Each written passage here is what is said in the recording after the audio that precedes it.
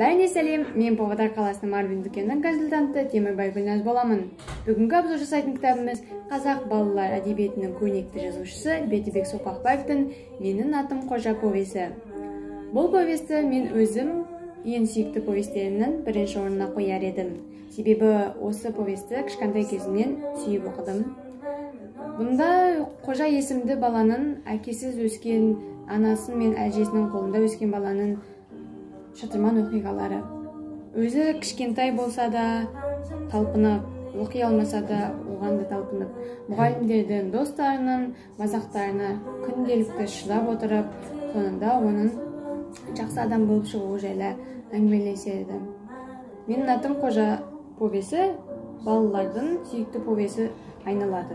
Неліктен? Себебі мұнда әр бала өзін көре алады. Басты кейіпкер өте қарапайым Қожа есімді бала.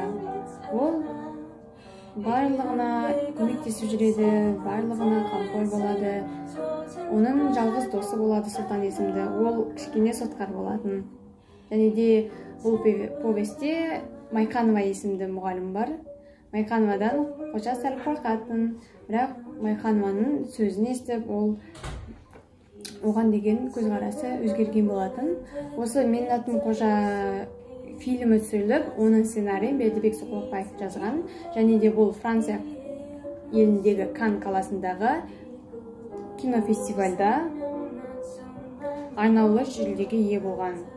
Бұл халықаралық фестиваль болған, және «Менің атым Қожа» фильмі осы фестивальда арнаулы жүлдеге ие болған. «Менің атым Қожа» повесін барша қазақ халқының, барша қазақ жұртының балаларына оқуға кеңес беремін. Себебі бұны балалар әдебиетінің фундаменті деуге де болады. Және де Бәйдібек Соқпақбаевтың басқа да романдарын, повестерін оқығанын балаларын қалар едім. Өз басым бәріне оқуға кеңес беремін.